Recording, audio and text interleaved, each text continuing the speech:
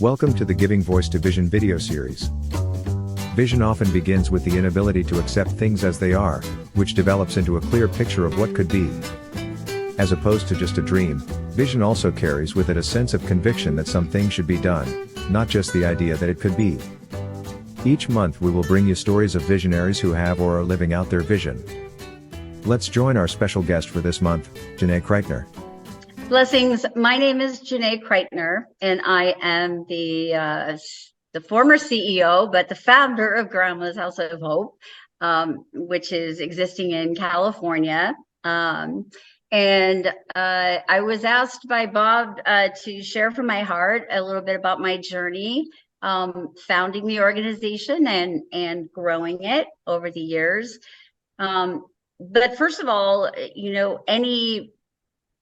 any seedling around a mission where you feel called by God to activate, I think comes from or is activated in part by things that happen in our lives. So our passion is derived by what is going on in your life, and often through pain. And my story is not much different than that. At 33 years old, I was a successful and moderately successful actress and singer. I worked as director of business affairs at Wilhelmina Artists.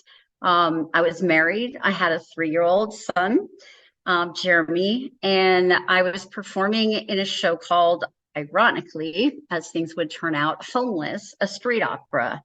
And the part that I played in the production was the part of a woman who had been molested as a child, grew up, became, very broken, never really healing from the experience. And after I performed that show, which was very graphic and very raw, a family member took me out to breakfast and said that it had generated some thoughts and memories for him. And as he began to share with me what had come up for him, it was like one of those old movies where all of a sudden there's reels of film going through your head, and you're hearing and seeing things and remembering things that were always there under the surface, but suddenly made sense or had coherency or texture to them. And the story about me was very close to the story that I had played in the show. At 3 years old, I was molested by a babysitter, and when I did what you would hope a small child would do in the case of that, I shared with my mother what had happened. My father kicked into gear, and he, shook his fist at the babysitters and, sent him on his way. And I remember feeling, even that small, my dad, the hero, went to bed that night. My father came in to say goodnight, and he asked me to share what the babysitter had done, and took it as a green light to begin molesting me himself. Devastating blow to a child who told the truth and found that pain came from that experience. So you fast forward all those years, I tried to, find approval in so many things as I moved through my life, and I excelled in a lot of areas. I went to college on an opera scholarship. I double majored in music and theater, and went to the American Conservatory Theater in San Francisco, where I got my equity card, and played Sally in cabaret for 3 years in a long run. That was my life, and I was happy. And when this happened, for the next 3 years, my life just tailspun. My marriage fell apart. I got myself into a relationship that was very dangerous and very, very, well, there was a lot of domestic violence involved, and I'll kind of leave it at that. But long story short, after this gentleman met me and got me to move to another state with him and isolated me, he sort of spit me back out to the curb in Anaheim, California on January 24th, 1994. Me and my son, who was 5.5 at the time, slept in a phone booth that night. I had $20. I had 2 suitcases that were not on wheels in those days, and thus launched this section of my life, which brought me eventually to my knees before Christ. A lot of difficulty, as you might imagine, going through a period of time where I was seeking shelter first for my son and I, and sacrificing whatever I needed to sacrifice to make that happen. In the course of that time, I was befriended by a stranger who met me in a park one day, saw something in me that I couldn't see in myself anymore, and extended a hand of unconditional love towards me, gave my son and I shelter. And 3 years later, I broke down and married him. He never gave up on me. No matter what I did, he never gave up on me. And that was the first experience of unconditional love I ever had in my life. Shortly after we got married, 3 years later, on November 11th, 1998, my very first visit to a Bible study ever.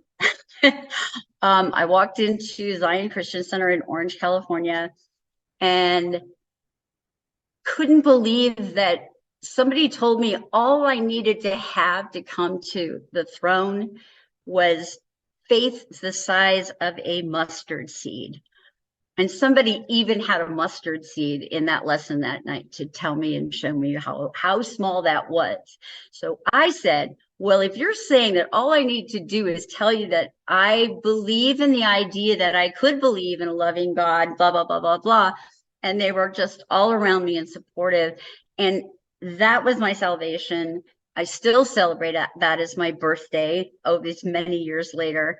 And God got busy with me fast. He turned all of that pain, all of those tests into testimonies, all of that mess into a message.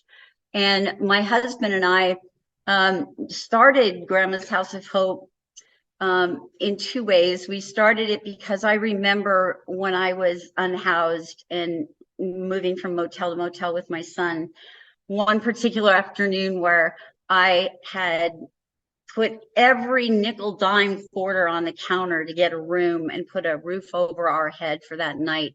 And as we took the key to the room and walked through the parking lot towards the room, we passed by a Carl's Jr. and the smell of hamburgers cooking and the French fries, you could taste it in the air. And I knew my son was hungry. And I looked at him and he looked at me and he said, here's the thing. He said nothing. He didn't ask for food because he knew I couldn't provide it. And I would say that was my breaking point. And the first thing that God led me to do was to start packing little bags of food as a family, and giving them to local motels. So if a woman came through there with children, that she would be able to be given this bag of food that would at least get them through the night.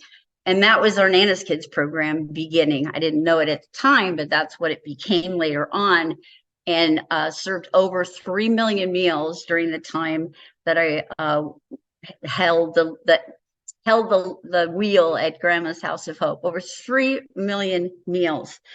Again, that came out of a painful experience, but I was taught and believed with all my heart that I could do all things through Christ who strengthened me.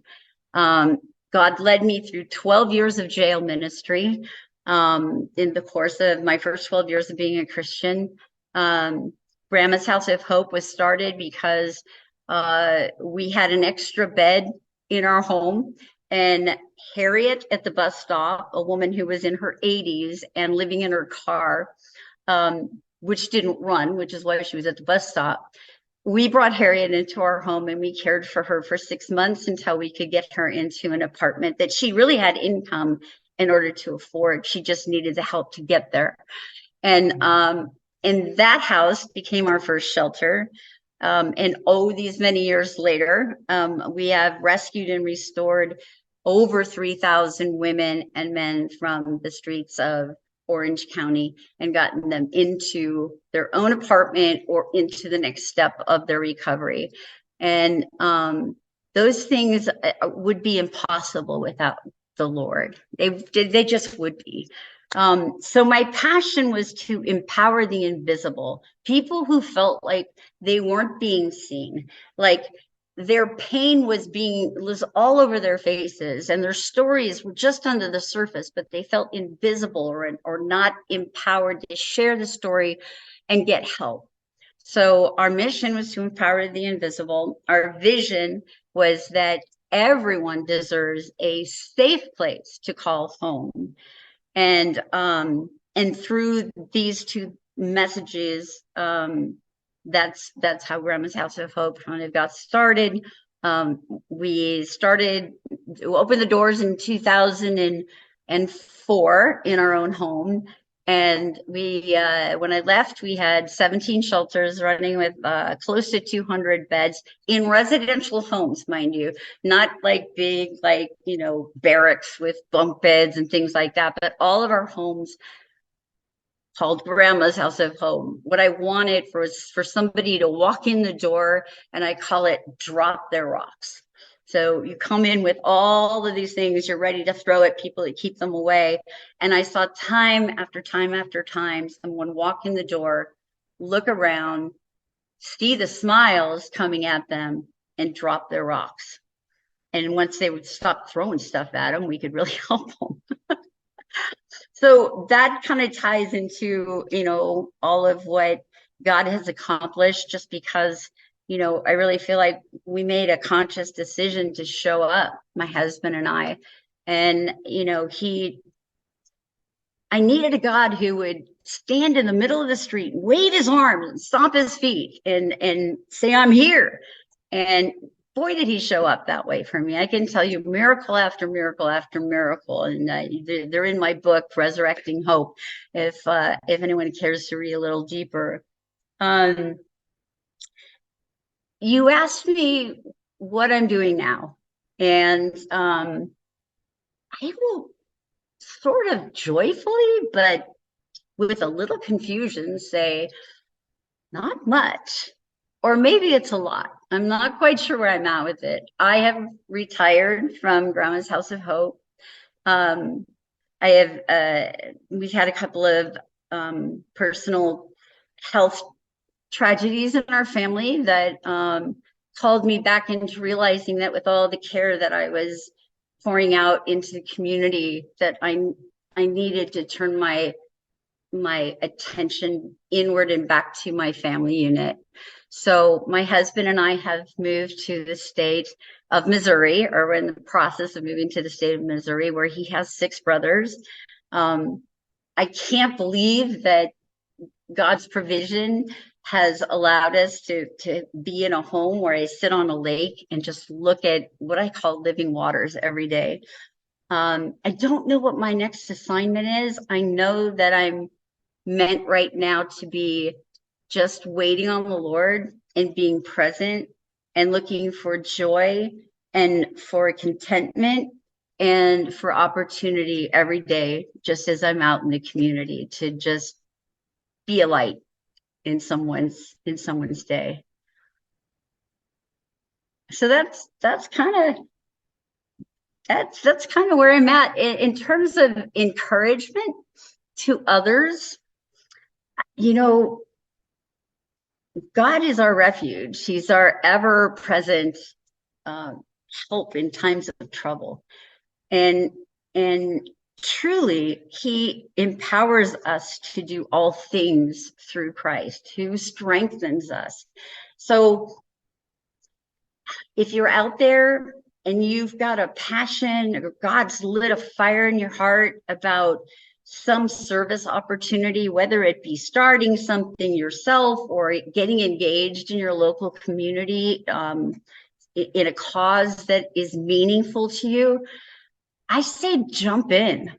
There's just kind of like no reason why this kid could have come out of what I did and started an organization that would eventually, raise our budget from $20,000 a year to close to $6 million, to, have a staff of over 48 wonderful people that support the mission, 40% of whom have lived experience. So they have been at one time unhoused, or even in our program. Our graduates work for us. There's just, without God, that's a crazy dream. You can't chase the money, you can't chase that, but what you can chase is God's purpose in your life. And that money and that staff represents the service we were able to provide for our community, how many lives we could touch, and how many of them we could implant that tiny mustard seed. So many of whom came to a spiritual awakening and a love for the Lord and our Lord, our Savior, Jesus Christ. So just as encouragement, I couldn't have been more broken in that phone booth in the rain with my son that night on January 24th, 1994. I couldn't have been more broken. But God had a purpose, and I just said yes.